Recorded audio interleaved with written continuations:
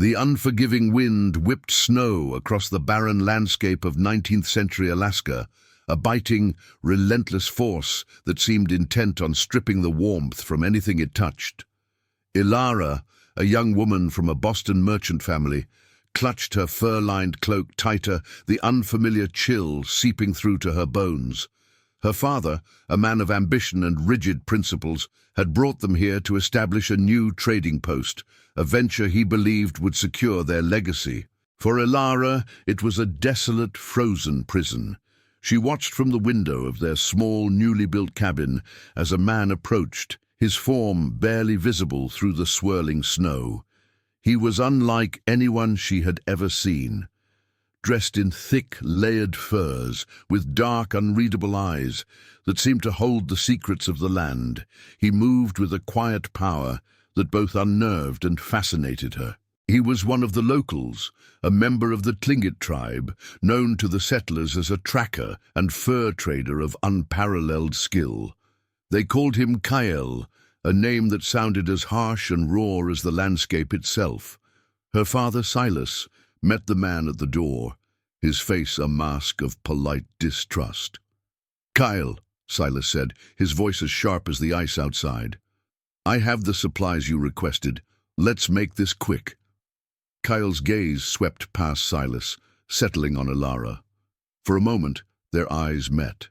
His held a deep, ancient wisdom, a knowledge of this land that she could never hope to understand. She felt a shiver that had nothing to do with the cold. He was a force of nature, a part of this wild place that her father and his world could never truly tame.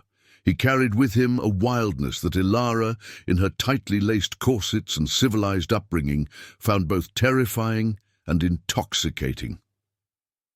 Over the next few weeks, Kael became a regular presence at the trading post. He brought the best furs, his movements silent, his words few. Silas saw him as a tool, a means to an end, but Elara saw more. She watched him work, his hands moving with a practiced grace as he prepared pelts or repaired his sled. He was patient, methodical, and his respect for the land was palpable. He was a man who belonged, while she felt like a fragile, transplanted hothouse flower. One afternoon, a blizzard trapped Elara outside, miles from the cabin. Panic seized her as the snow swirled, blinding and disorienting. She stumbled, her foot catching on a hidden root, and she fell, twisting her ankle. A searing pain shot through her, and a wave of despair washed over her. She was alone, lost, and the cold was a creeping, merciless presence. Just as she was about to give in to the numbing hopelessness, a figure loomed out of the white. It was Kael. He didn't speak. He simply knelt, his expression one of calm focus. He examined her ankle, his touch gentle yet firm, and then he fashioned a makeshift splint from a broken branch and a strip of leather from his pack. He helped her up, his arm strong and steady around her waist, and guided her back, a silent anchor in the storm. Back at the cabin, Silas was furious. "You are an embarrassment, Elara. What were you thinking, wandering off alone?" He turned his anger on Kael. "This is your fault. You should have been watching her." Kael's face remained impassive. "The land does not need a keeper," he said, his voice low and resonant. "It teaches us all a lesson in humility." The words were a quiet defiance, a challenge to Silas's arrogance. Elara felt a strange sense of loyalty to Kael, an impulse she couldn't explain. She had been saved by his strength and knowledge, not her father's rules. Thank you for watching Chapter 1 of our story. We hope you're captivated by Elara and Kael's journey. If you're enjoying the video, please consider subscribing to our channel for more amazing stories. Your support helps us create content you'll love. After the blizzard, a tentative connection formed between Elara and Kael. Silas, in his ignorance, tried to exploit it. He ordered Elara to spend time with Kael, to learn his ways and gain his trust, believing it would be good for business. He saw it as a calculated move, a way to secure more favorable trades. For Elara, it was an escape from her father's rigid control and an opportunity to truly understand the man who had saved her. Kael showed her the world through his eyes. He taught her how to read the tracks of a snowshoe hare, to listen for the subtle shifting of the ice, and to identify edible berries, even in the dead of winter.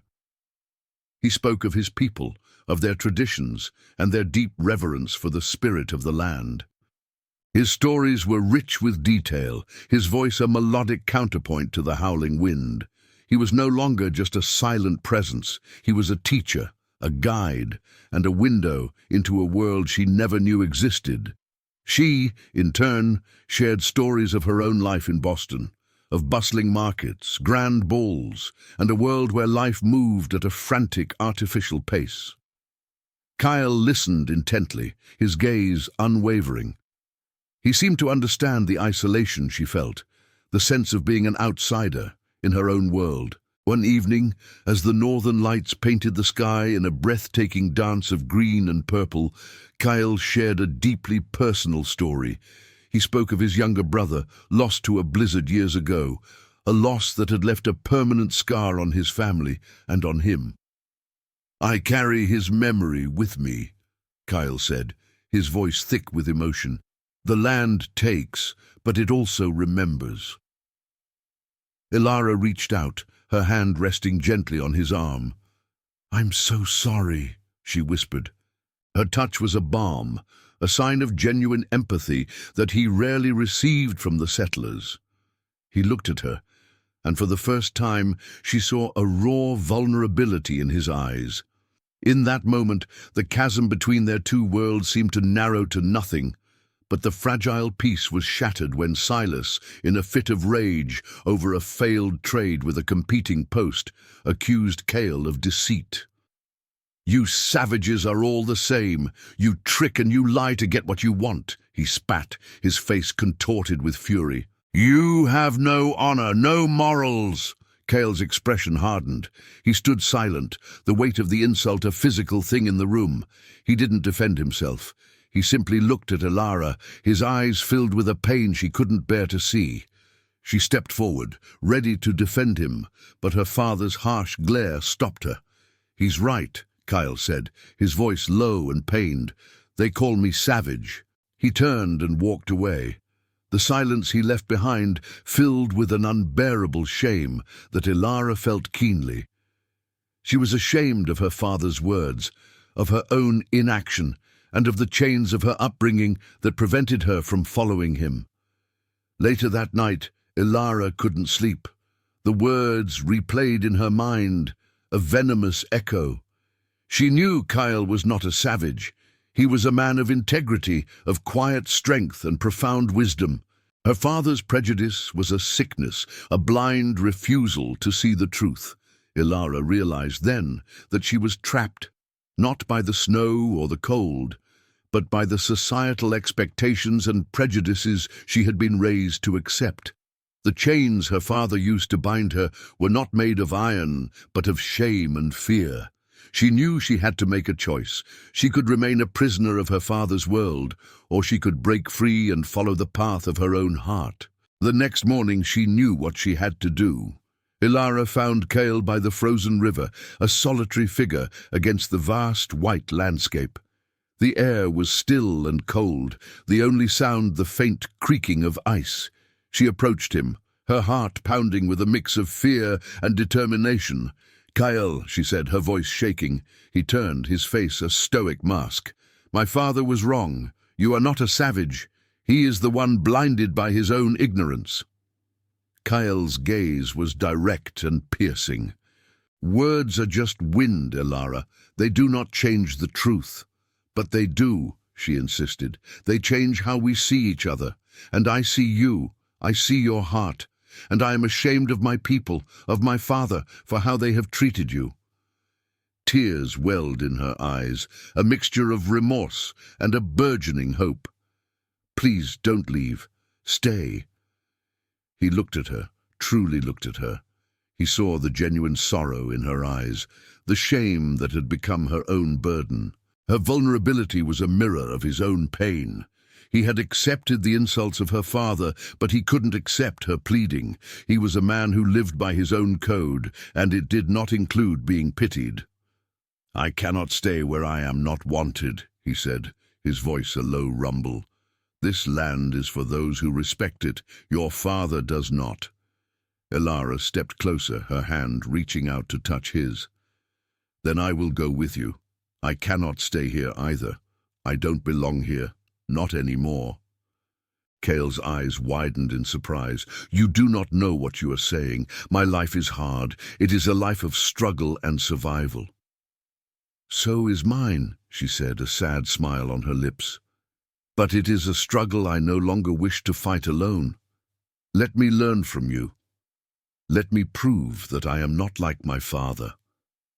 The wind picked up again, swirling around them, a witness to this quiet, profound moment. Kael looked at her for a long time, searching her face for any sign of falsehood. He saw only a woman broken free from the constraints of her old life, a woman choosing her own path. He saw her courage, a quality he had long admired from afar. He finally reached out and took her hand, his grasp warm and firm. "The land is a harsh teacher," he said, "but it is also a true one." He led her back to his camp, not as a guest, but as a student. The other Tlingit people regarded her with cautious curiosity, but they saw in Kael's eyes a newfound purpose. Elara embraced her new life with a fierce determination. She learned to make fires, to track game, and to speak the language of her new people. She traded her fine clothes for practical furs and her polite silence for honest conversation. She found a purpose she never knew she was missing, a connection to the land and to a community that welcomed her with a quiet acceptance. Silas, upon discovering his daughter had left, was filled with a furious and desperate sadness. He sent men to look for her, but Kael and Elara had disappeared into the vast, snowy wilderness. The land had swallowed them whole. Years passed. Elara and Kael built a life together, their love as strong and enduring as the ancient mountains that surrounded them. They had a son, a boy with her bright eyes and his quiet strength, a living bridge between two worlds. One day, a lone trapper found them, lost and freezing in the wilderness. Elara and Kael saved him, and as he prepared to leave, he asked Elara her name. "I was Elara," she said, a soft smile on her face. "Now I am one of the people of the land, and my husband Kael taught me that the only chains that truly matter are the ones we place on ourselves." The trapper saw no sign of a fragile Boston girl, but a woman strong, resilient, and at peace. When he left, he carried the story of the savage who became a hero and the woman who cried in shame, and then found her freedom in the wild heart of Alaska. They were no longer two separate beings, but two halves of a whole, forged by love and the unforgiving, beautiful land they called home.